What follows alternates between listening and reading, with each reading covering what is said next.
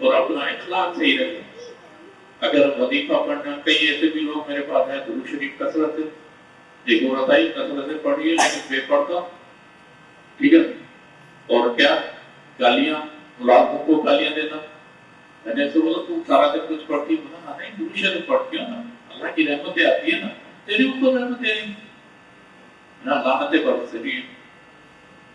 बीवी बहुत बड़े आफिसर की बीवी, लेकिन मैंने उसे बोला, लानतें बरस रही हैं, रहमतें नहीं बरस रही।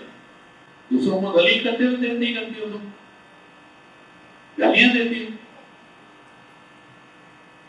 मसला ये कि एक आदमी जो है वो बताए भी पढ़ रहा है और गालियां भी दे रहा है, अजीब मंतक है हमारी।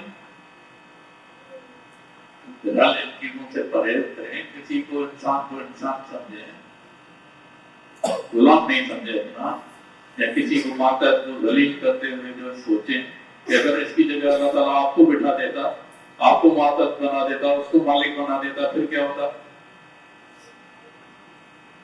ये चीजें सोचें, उस तरह से चलें, अदब से चलें, इखलाक के दायरे में चलें, इखलाक से बात करें।